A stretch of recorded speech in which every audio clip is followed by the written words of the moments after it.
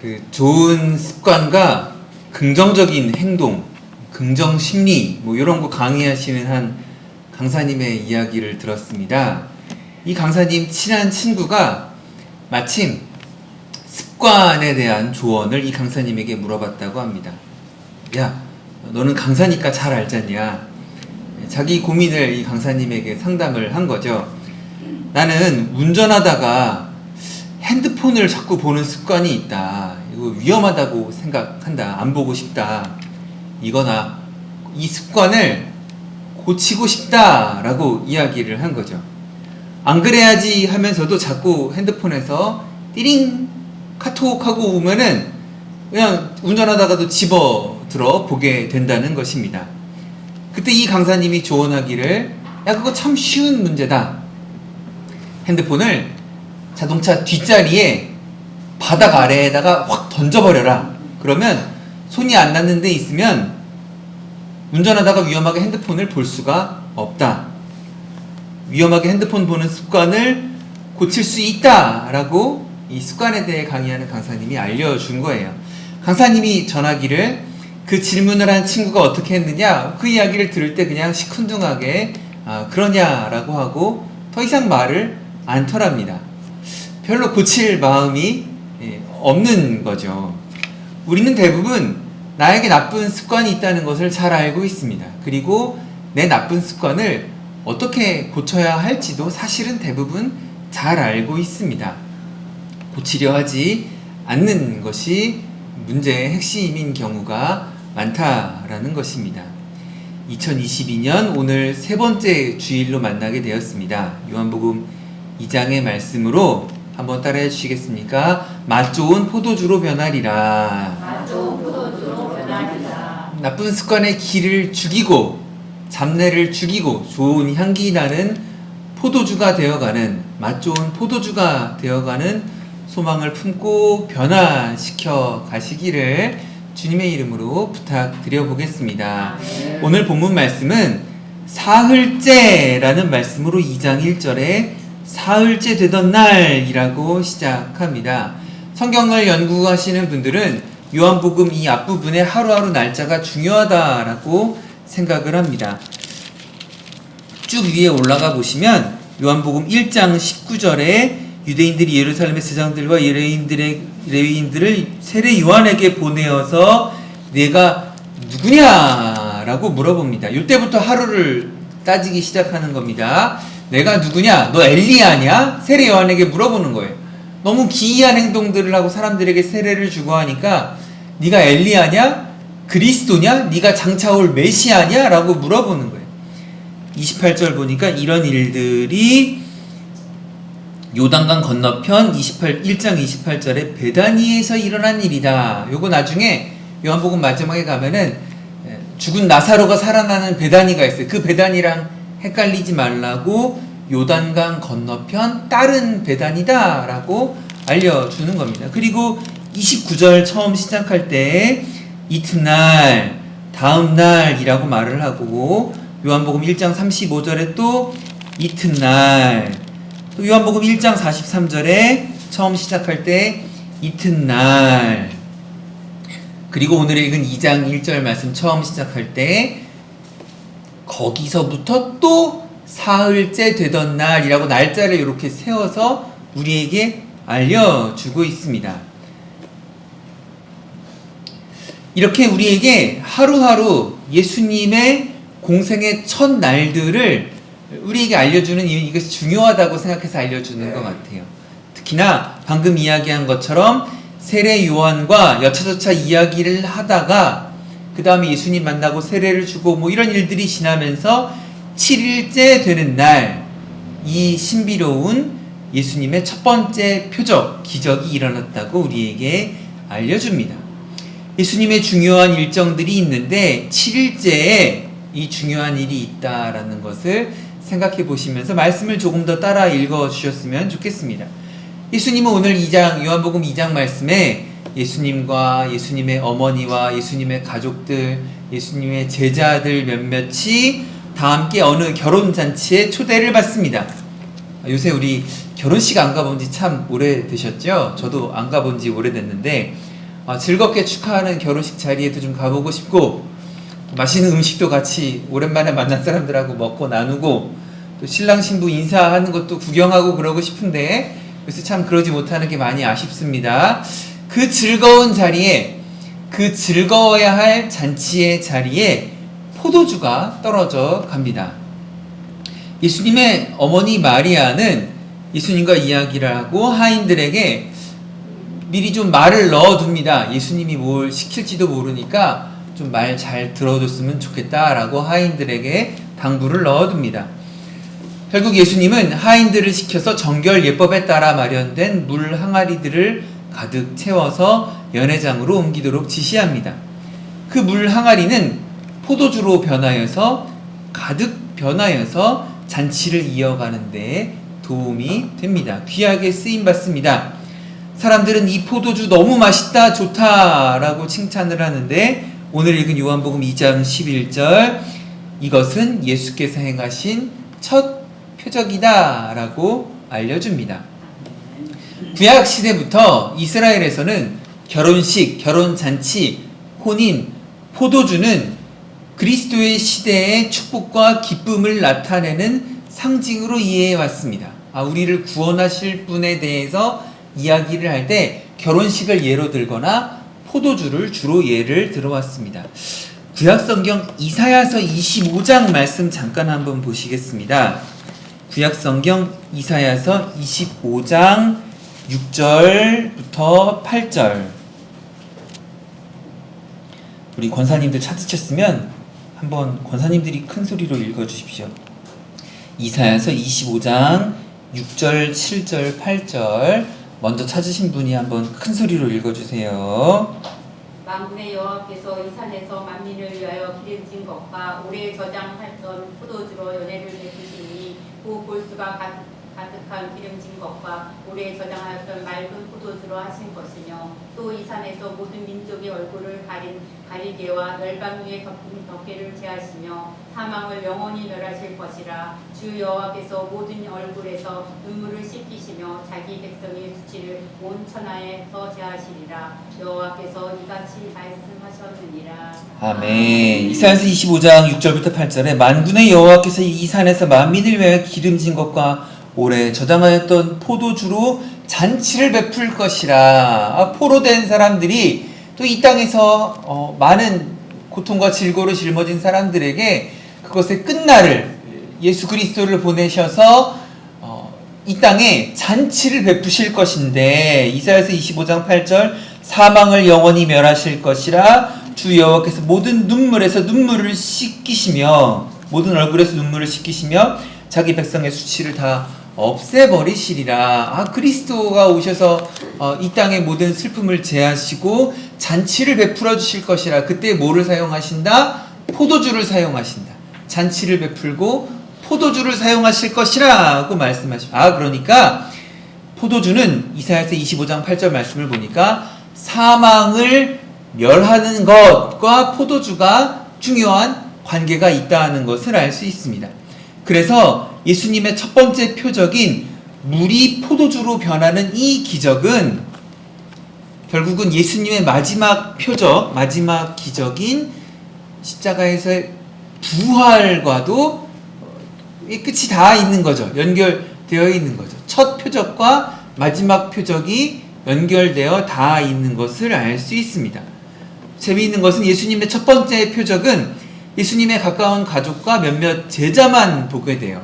근데 어떻습니까? 또 마지막 끝 표적인 예수님의 부활도 예수님의 가족들과 몇몇 제자들만 이것을 보게 되죠. 요한복음이 참 재미있게 우리에게 예수님의 사역과 예수님의 가르침을 전해주는 것을 볼 수 있습니다.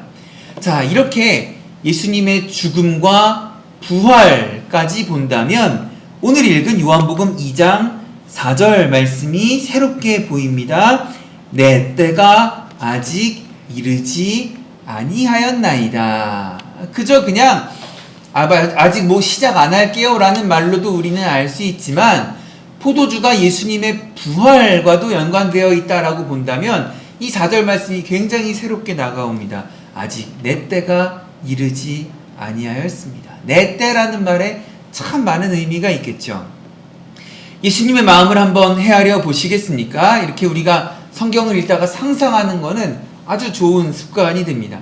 잘못된 상상을 할 수도 있죠. 그런데 잘못된 상상을 했다가 다시 바로 잡으면요, 머릿속에 더 쏙쏙 들어옵니다.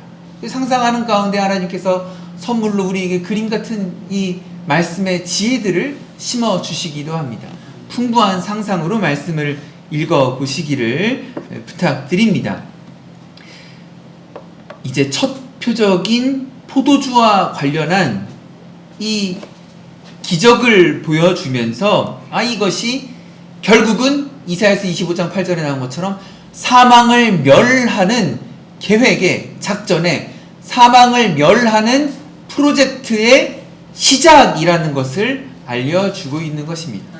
다시는 그 얼굴에서 눈물과 슬픔을 보지 못하리라고 하시는 그 약속을 성취하는 작전이 이제 시작되는 것을 포도주로 알려주고 있는 것이죠. 온 세상에 선포를 하는 겁니다. 여러분, 사실 전 세계와 역사가 다 알고 있지 않습니까? 예수님께서 물을 포도주로 변화시키셨다. 이거 교회 안 다니는 사람도 다 알고 있지 않습니까? 예수님이 첫 번째 기적으로 물을 포도주로 변화시키셨다. 성경을 읽으면서 이렇게 상상하는 게 얼마나 재미있는지 모르겠습니다. 예수님의 이야기로 다시 돌아오자면 어떻습니까? 요한복음 2장 4절에 내 때가 아직 이르지 아니하였습니다. 예수님께서 아마 이거 저 혼자 상상하는 겁니다. 내 때가 라고 한 다음에 예수님께서 한숨을 한번 쉬시지 않으셨겠습니까? 저는 그렇게 상상을 해봅니다. 내 때가, 때라는 게 얼마나 많은 의미를 가지고 있습니까? 십자가에서 결국은 모든 인류의 죄를 짊어지시고 죽음을 당하실 것이고 다시 또 그 사망 권세를 이기시는 부활의 첫 열매가 되셔서 많은 사람들을 죽음으로부터 구원하시고 이 땅의 사망과 저주로부터 구원하실 그 때가 올 것인데, 요한복음 2장 4절 내 때가, 한숨을 한번 들이마시셨는지 내쉬셨는지 잘 모르겠어요. 내 때가 아직 이르지 아니하였습니다 라고 말씀을 이어가셨을 것 같습니다. 자, 이렇게 중요하고 귀한 말씀을 통해 맛 좋은 포도주로 변할 소망을 품는 시간을 갖도록 하겠습니다. 첫 번째로 우리가 전할 말씀의 교훈은 한번 따라해 주십시오. 정결예법으로 준비했습니다. 한 번 더 정결예법으로 준비했습니다. 정결예법, 정글의 법칙이 아니라 정결예법은 정결하게 하는 물입니다.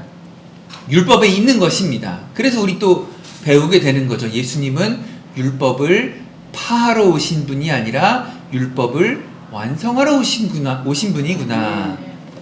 그 물 항아리들을 어떻게 합니까? 오늘 요한복음 2장 6절, 7절, 8절 여러분들이 한번 큰 소리로 읽어주십시오.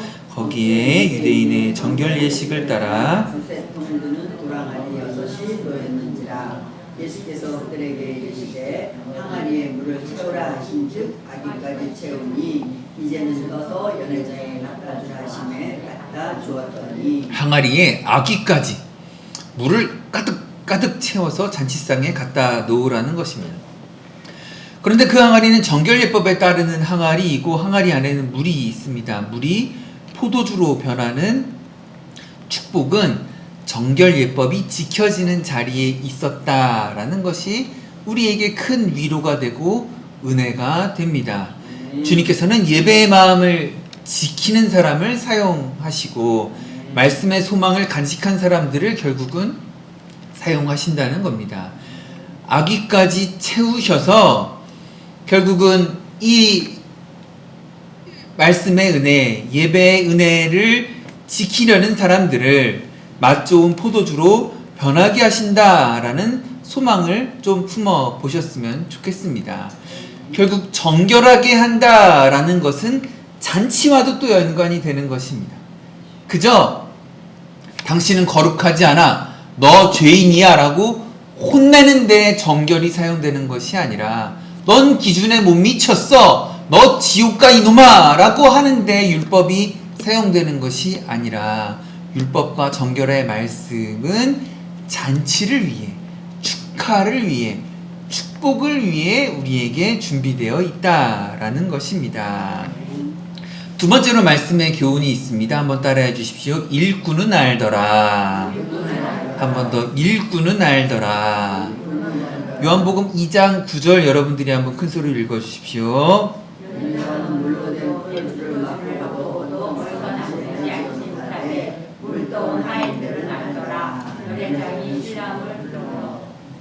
물이 포도주로 변한 것은 매우 신기한 기적입니다. 하지만 잔치의 주인도 알지 못합니다. 손님들도 알지 못하고 여기에 돈 된 사람도 알지 못합니다. 신랑 측, 신부 측 아빠도 알지 못합니다. 잔치 담당 주방 매니저도 알지 못하고 주방장도 알지 못했습니다. 이 기적의 중요한 일이 일어난 것이 어떤 일인지 아는 사람은 오직 물떠온 하인들이었다라는 것입니다. 사랑하는 성도 여러분, 증인된 삶을 소망하시기를 부탁드립니다. 허리 아프게 항아리 드는 것뿐만 아니라 소망을 갖고 그 물이 어떻게 포도주가 되는지 바라보는 증인이 되시기를 축복합니다. 사람들은 알지 못하는 세상의 비밀을 아시게 되기를 부탁드립니다. 시간의 증인이 되시고 기적의 증인이 되시고, 아멘 하시면 좋은데, 시간의 증인이 되시고 기적의 증인이 되시고 부활의 증인이 되실 때에 한번 따라해 주십시오. 주여, 주여, 주여, 내가 증인이 되겠습니다. 내가 증인이 되겠습니다. 한 번 더. 주여, 주여, 내가 증인이 되겠습니다. 내가 증인이 되겠습니다. 2019년 얼마 전이죠. 3년 전에 독일 드레스덴 박물관에 도둑이 들었습니다. 마치 영화처럼 그 지역 발전소에 먼저 불이 팍 납니다. 발전소 불이 나고 전기가 탁 끊기니까 박물관 전기가 안 들어올 때에 정전된 틈을 타서 장비를 가지고 박물관 유물들, 보석들, 다이아몬드 같은 것들을 도둑들이 훔쳤습니다. 5명의 도둑은 1조 3천억 원 어치가 넘는 유물들, 보석들, 다이아몬드를 훔쳤다고 합니다. 사진을 보면 보석이나 액세서리를 잘 알지 못하는 제가 봐도 놀랄 정도로 아름답고 가치 있어 보이는 물건들이 많이 있습니다. 나중에 한번 드레스덴 박물관, 독일 박물관 도둑 사건 이렇게 검색해 보시면, 사진 보시면요 정말 감탄할 만한, 이거는 보물 그런 게 아니라 작품이라고 불러도 될 만한 것들이 많이 있습니다. 5명의 범인들을 1년이 넘게 수색 작업 끝에 수사를 해서 모두 다 잡기는 했습니다. 근데 보석들은 아직 다 회수하지 못했다라고 합니다. 학자들이 말하기를 이런 범죄는 매우 질이 안 좋은 나쁜 범죄라고 이야기를 합니다. 왜냐하면 박물관의 유물, 보석들은 단순히 비싼 귀금속일 뿐만 아니라 수천 년 전 사람들이 역사와 문화 속에 기록으로 남긴 것들이기 때문입니다. 그리고 몇천 년 전에 우리 인류의 조상들의 기술과 노동력들이 들어가 있는 것이고 정말 돈으로 환산할 수 없는 가치가 있는 것이기 때문에 단순히 이것을 절도해서 팔아 넘기는 것은 매우 큰 문제가 있다는 겁니다. 질이 안 좋다, 아주 나쁜 범죄다라고 하는 이야기는 결국 이렇게 팔려간 보석들을 어떻게 합니까? 변형시키기 때문입니다. 이거를 그냥 다시 팔면은 나중에 추적당해서 잡히게 되니까 추적당하지 않기 위해 이 수천 년 된 역사의 유물들 정교하게 만들어 놓은 이 보석들을 다시 잘라내고 변형시키고 분해하고 해체하고 가공해서 팔아 넘기기 때문에 역사의 유산을 잃어버리는 일이고, 어떻게 보면 기록을 잃어버리는 일이고, 어떻게 보면 역사를 잃어버리는 일이 되는 것입니다. 역사와 문화와 기술의 도적이 되어 파멸시켜버리는 사람들이 있습니다. 우리는 반대의 소망을 좀 가져보았으면 좋겠습니다. 역사와 문화와 사회 속에서 일하시는 하나님의 일을 위해 기도하시는 저 여러분 되셨으면 좋겠습니다. 기도하다가 결국은 한번 따라해 주십시오. 내가 그 일의 증인이 되겠습니다. 내가 그 일의 증인이 되겠습니다. 한 번 더. 내가 그 일의 증인이 되겠습니다. 내가 그 일의 증인이 되겠습니다. 도적이 되지 않고 파괴하는 자가 되지 않고 증인이 되겠다라고 고백하시는 저와 여러분 되셨으면 좋겠습니다.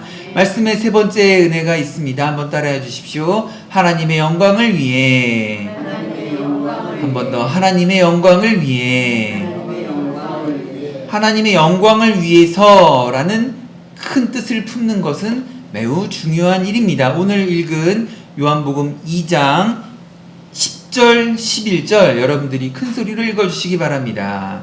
말하되 사람마다 먼저 좋은 포도주를 내고 취한 후에 낮은 것을 내거늘 그때는 지금까지 좋은 포도주를 두었도다 하니라. 예수께서 이 첫 포도주를 갈릴리 가나에서 행하여 그의 영광을 나타내시매 제자들이 그를 믿으리라. 아멘. 하나님의 영광을 나타내셨고 제자들이 주님을 믿으면서 예수님의 첫 일주일 사역이 첫 7일째 사역이 마무리가 됩니다. 우리도 그러한 뜻과 소망과 야망을 가지고 좀 변화되었으면 좋겠습니다. 요한복음 2장 11절 말씀, 하나님의 영광을 나타내신 예수님. 우리도 그 하나님의 영광을 나타내는 소망을 품어야겠다라고 마음 잡숴 보시기를 부탁드립니다. 1만 시간의 법칙이라는 이야기 들어보셨습니까? 뭐든지 1만 시간만 하면 된다. 말콤 글래드웰이라는 유명한 작가가 자신의 책에 썼고 그 책 내용 중에 어떤 사람이든 어떤 일이든 1만 시간이면 1만 시간만 투자를 하면 그 일의 업적을 이루고 성공할 수 있다라는 것입니다. 1만 시간이면 어떻게 됩니까? 대충 곱하기 더하기 해보면 하루에 3시간씩 10년, 하루에 6시간씩 5년, 하루에 9시간씩 2년 반 정도 되지 않겠습니까? 재능이 없어도 된다는 거예요. 재능이 없어도 하루에 3시간씩 10년 동안 1만 시간 하면은 그 일에 충분한 성과를 이루고 세계에서 주목받을 수 있는 일을 할 수 있다라는 겁니다. 반대로 이야기하면 10년 동안 매일 지속할 욕망과 그 이미 마음이 있다면, 마음을 먹었다면 그것 곧 자체가 재능이 될 수 있다라는 겁니다. 10년 동안 할 그 마음의 욕망이 있다면, 소원이 있다면 그것 자체가 재능이에요. 내가 그림을 잘 못 그립니다. 그림을 잘 그리고 싶은 재능이 있는데 그림을 못 그립니다. 근데 10년 동안 할 마음을 먹었어요. 3시간씩 10년 아니면 하루 6시간씩 5년. 그러면 그게 재능이에요. 6시간씩 5년 할 마음 먹으면 그게 재능이에요. 그게 곧 재능을 가지고 그림을 그리는 사람과 똑같고 아니면 그것보다 더 잘할 수 있다라는 것입니다. 그렇다면 우리는 우리에게 10년 동안 지속할 에너지와 힘이 가능한가 생각해 보아야죠. 그것을 오늘 요한복음 2장의 말씀을 따라 하나님의 영광을 위해서라고 품어보시면 어떨까 권하고 싶습니다. 나는 재능이 없어요. 뾰족하게 어떤 것으로 주님의 일을 할지 모르지만 한번 따라해 주십시오. 하나님의 영광을 위해, 한 번 더 하나님의 영광을 위해 이런 비전을 품고 그것으로 10년을 이어갈 동력을 삼아보시라는 겁니다. 5년을 이어갈 동력을 삼아보시라는 겁니다. 너무 거창합니까? 1년을 이어갈 1년간 내 예배의 동력이 되고 내 찬양의 동력이 되고 나의 거룩한 삶의 동력을 만들기 위해 하나님의 영광을 위해 라는 소망을 품어보시기를 주님의 이름으로 부탁드립니다. 일단 거룩한 마음으로 품어보십시오. 내가 반주로 하나님께 나도 반주자가 되어보고 싶다.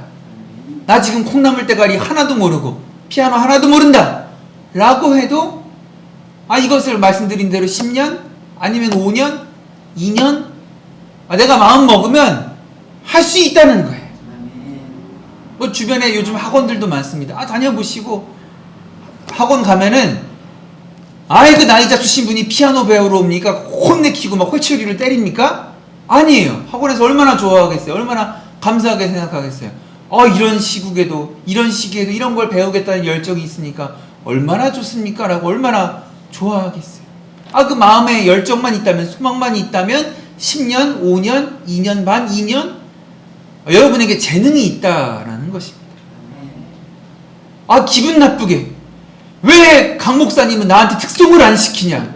너무 시험 들어. 내가 도저히 잠을 잘 수가 없다. 그런 마음이 있으십니까? 그냥 시험만 들지 마시고 하나님의 영광 한번 따라해 주십시오. 하나님의 영광을 위해. 하나님의 영광을 위해. 그러면 내가 할 수 있는 거예요. 그 소망을 품고 내가 혹시 뭐 세상 기준으로 노래를 조금 못한다? 상관없습니다.